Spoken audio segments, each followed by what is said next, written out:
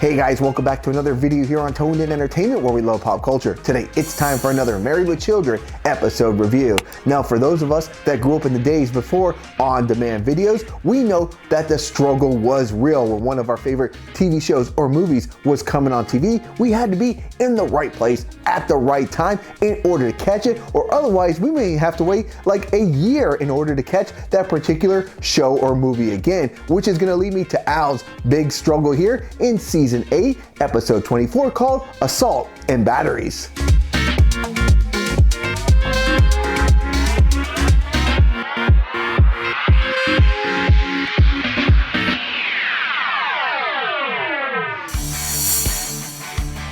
Now it's going to be Al's day off, and all he really wants to do is sit back and watch what he believes is John Wayne's greatest movie, and that being Hondo. But Peg, she's going to have other plans for him, like fixing the basement step. But Al, he's already got a trick up his sleeve in order to get out of that job.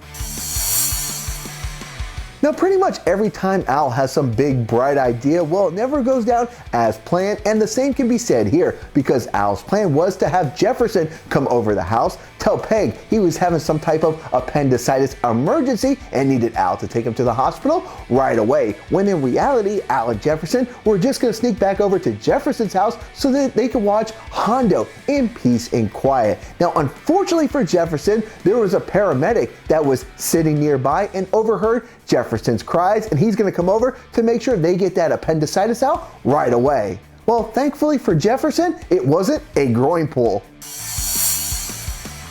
Now, Peg is going to tell Al that there's plenty of time to not only fix the basement step, but he'll be done in plenty of time to also catch his show. Now, Al is going to find out the hard way that not only is the basement step out, but also the light is out as well. Plus, there's no batteries in the flashlight, so he can't really do anything but work in the dark. So that's when he's going to ask Peg to do just a simple task and go to the store and buy him some batteries. Now, Peg does make it to the store and back, but she brought back the wrong size battery. So Al, not wanting to waste any more time, decides it's best for him to head off to the store, and he does bring Peg along as well. Now, while Al is at the store, all he wants to do is just exchange the batteries and get the heck out of there. But while he's there, he's going to encounter every shopper's worst nightmares. Yes, plural, from the little old lady wanting to cut in front of him, but she has just 1,000 items to check out, to a couple using counterfeit money, to a man wanting to pay in all change, and even Marcy haggling over a price from a competitor.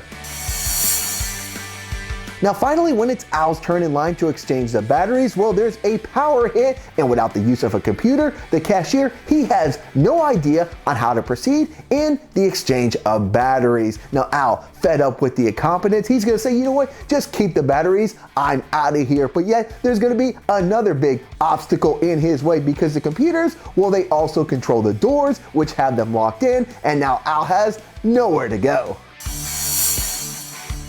Now, with only 90 minutes left until Hondo comes on and Peg on the loose shopping, it's imperative that Al gets out of the store. But unfortunately for Al, their computer expert, well, he's stuck outside and can't get in to fix the computers. And Al's frustration is definitely going to sit in, because he's going to try a wide variety of ways, including the use of a baseball bat in order to try to shatter the glass to get out. But all of them are unsuccessful.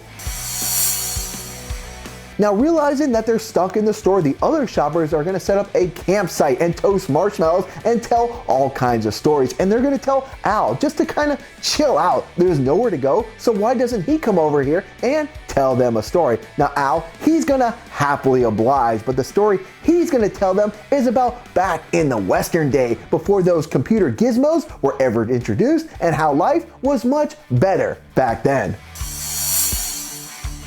Now, Al is going to prove he'll do anything it takes in order to get home and watch Hondo, including ripping up a cash register and throwing it against the window. But unfortunately for Al, this plan also backfires, as the glass does not shatter, and it's going to give him a major headache in more ways than one, including not only missing Hondo, but also owing $4,000 for the broken register. Now on a scale of 1 to 10, I'm going to give the episode Assault and Batteries an 8.5 out of 10. While there is a main plot here, there also is like a sub-story going on here as well, with Kelly and Bud trying to take Buck out on some adventures and getting him to go out and play. And while I was rewatching this episode, it kind of felt like this was just filler, but at the end of this episode, it all does tie in and there is a payoff. But really where this episode shines is Al going to this department store and really just trying to do the most simplest of things and make a simple exchange of batteries, but going through all these obstacles and finding himself in predicaments that only Al Bundy could find himself in. Now, what are your thoughts on the episode Assault and Batteries, and what episodes of Married with Children would you like to see me review here in the future? Comment down below. And guys, if you've missed any of my Married with Children episode reviews, there's a link to the playlist that'll take you right there so you can catch them all there with the simplest of ease. All right, guys, if you like Married with Children episode reviews like this, make sure you stay tuned in here to Toned In Entertainment for future videos. Subscribe to the channel. Do it. Go now. Do it now.